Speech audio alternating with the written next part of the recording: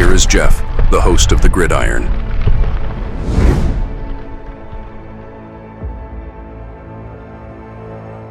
Fourth and goal to go with the 2. 34 seconds left to go in the ball game.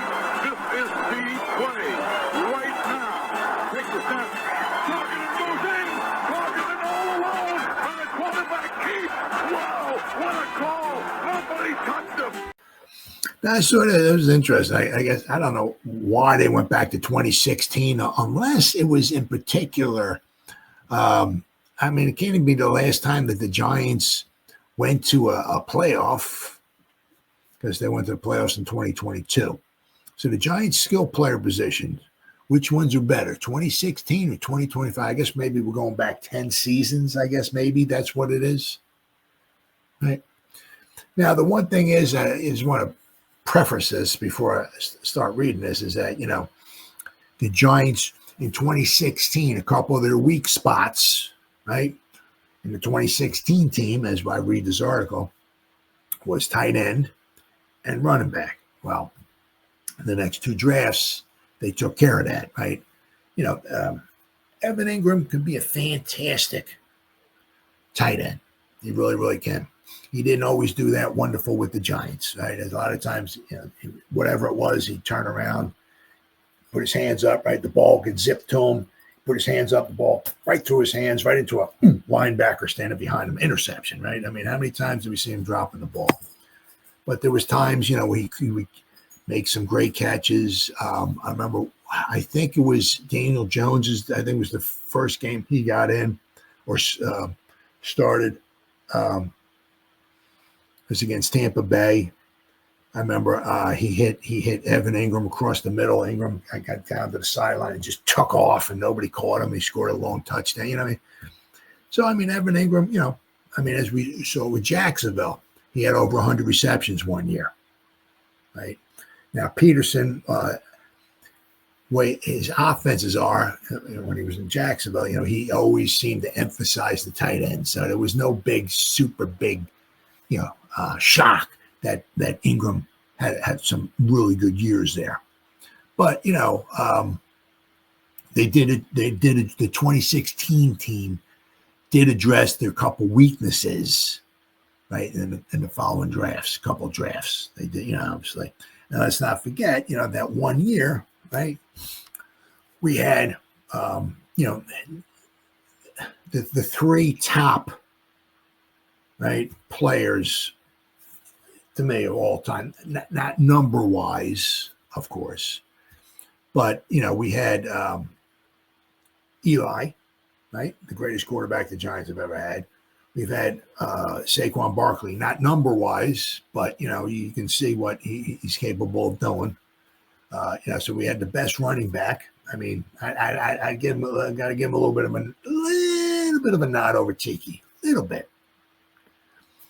And we had OBJ. Now, I got to give OBJ a little bit of a nod over like Amani Toomer, whatever. Amani's got the numbers, but Amani did it over a long period of time. OBJ could just obviously take a slant pass or something like that and just take it all the way. I mean, he's just phenomenal. So we had that one year, right? We had those three greatest, of course, Eli was at the end of his career, right? Saquon was a rookie, and then just after that, OBJ was in the era we just started getting injured left and right. But we did have some, phenomenal players there. And I said, even throw Evan Ingram in there too, right? He's not upper echelon of tight ends, but he was a mismatch. All right, so I got this article here. This is from SI.com. Evan Orris, I'm going to say. Giants skill position players, 2016 versus 2025. Are the current Giants skill position players better or worse than their 2016 predecessors? So I guess we're going back 10 years in time, I guess. So before general manager Joe Schoen and head coach Brian Daboll took control of the Giants and led the team to the playoffs, the team had endured a 6-year playoff drought. Since 2016, the roster has undergone a complete overhaul as some legendary names have departed from the Giants roster. The team has no players remaining from that roster. Nope. But that's not the point of this exercise. An Instagram graphic by picking them laid out the Giants' skill position players from 2016 and 2025 squad. Which group was better? So now what they got, the 2016 team, right? They got Eli Manning, running back Rashad Jennings. Then they have Odell Beckham Jr., Sterling Shepard, Victor Cruz, and Will Tye as their tight end. This year they got Jackson Dart. Obviously, Jackson Dart. We put Russell Wilson in there. But they got Tyrone Tracy Jr., Malik Neighbors, Darius Slayton, Wandale Robinson, and Theo Johnson. So which team is better? Well, the quarterback. And of course, they go with the 2016 Eli Manning. This is almost unfair considering the Giants still had Eli Manning on their roster in 2016, a quarterback who had only begun to enter the downward slide of his career. In terms of the choices, Manning trumps rookie Jackson Dart, who has yet to take a snap in the NFL. And even, and he had even the choice been Russell Wilson, that might have been the discussion more interesting. We would have still picked Manning only because Wilson, while still a very good player who upgraded the quarterback room from where it was a year ago, is now on the third team in as many years, which is true. Then they go to the running back position, and they picked Tyrone Tracy Jr. And I'll even throw Scatterboo in there as well too, right? So they got Tyrone Tracy Jr. Rashad Jennings was the lead back for the Giants in 2016, his third with the team. In his first 2 seasons, Jennings amassed 1,500 yards and 7 touchdowns. He recorded his lowest rushing output since joining the team with 593 yards and 3 touchdowns and averaged at 3.3 yards a carry, while appearing in just 13 games due to injury. The 2016 would mark his last season with the Giants and his last in the league. On the other hand, Tyrone Tracy Jr. was one of the bright spots for the Giants offense this past season, amassing over 1,000 scrimmage yards and 6 total touchdowns in his rookie season. And he didn't even start, right, until after weeks 4 or 5, right? And behind a depleted offensive line, Tracy averaged 4.4 yards per carry and ranked third amongst rookies in rushing yards. He should be the Giants' lead back heading into next season and is already more productive than Jennings ever was during his stint in New York. Then they go to receiver number 1. So now basically what they're doing is they're going up OBJ versus Malik Neighbors, and they go to OBJ. 2 LSU products, right? LSU products lead both Giants receiving groups. The first was OBJ, who was selected in the first round, number 12 of the 2014 draft, and the other was Malik Neighbors, drafted number 6 in the 2024 draft. 10 years apart, right? 2014 and 2024. But Beckham was a fan favorite throughout his first 2 seasons. That was among the league's top receivers in 2016. He finished third in the league in receptions with 101 yards, 1,367, and 5th in the league in receiving touchdowns with 10. Neighbors had similar success in his rookie season despite playing quarterback inconsistency. So imagine if Neighbors had, right, and plus Neighbors missed a couple games as well too, but imagine the Neighbors had Eli throwing the ball to him. Neighbors had 1,204 yards and 7 touchdowns on 108 catches, the most receptions in a single season in Giants franchise history. Neighbors had the better single season as he appeared in 1 fewer game and generally similar statistics to Beckham. However, Neighbors has to replicate his production for another season before I feel comfortable taking him over Beckham, who ranks 2nd in receiving yards and 4th in receptions in Giants history. Now they go to receiver number 2, right? That would be they took Shep. They picked Shep, right? Darius Slayton has led the team in receiving yards 4 times in 6 seasons since entering the league in 2019. However, he caught just 39 receptions, 573 yards, and 2 touchdowns last season. He has also struggled with drops in his career with 28. So, meanwhile, Shepard had 17 drops through 6 seasons with the Giants. During his rookie year in 2016, Shepard burst onto the scene with 65 receptions for 653 yards and a career-high 8 touchdowns. Shepard is ahead of Slayton in every category in franchise history. He was also a more dependable receiver during his time in New York. Yes, and that was Shepard's rookie season, 2016.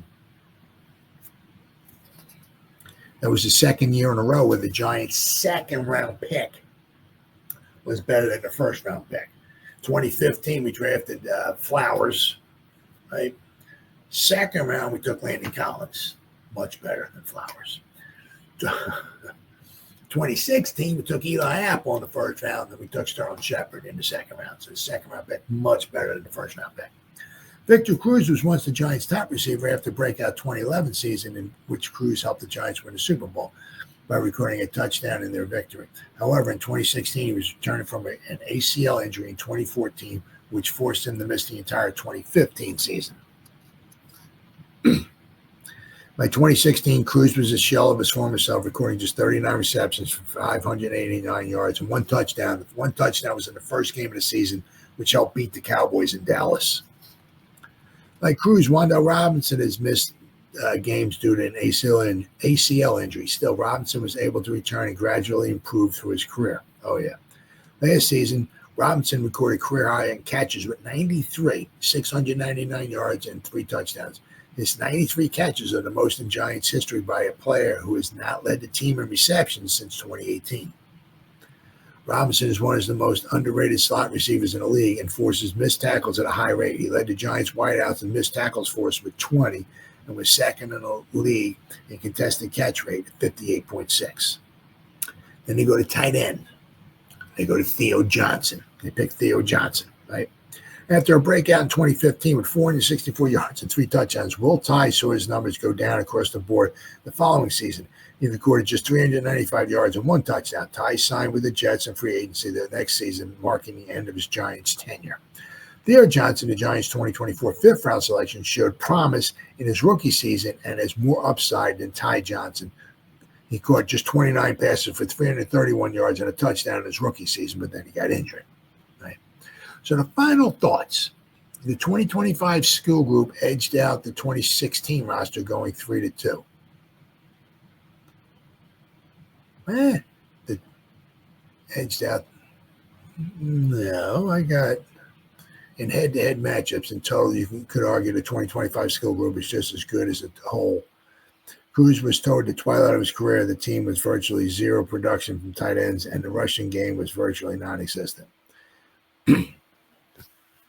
Well, they got the number 2 wide receiver is better. They got the number 2 receiver. They had that Shepard is better than Slayton. They had OBJ is better than Neighbors, and they had Eli Manning, right? But now what you want to do is you can also, it can be like a 3-3 kind of thing, because in 2025, right, they got Theo Johnson was better than Will Tye, right?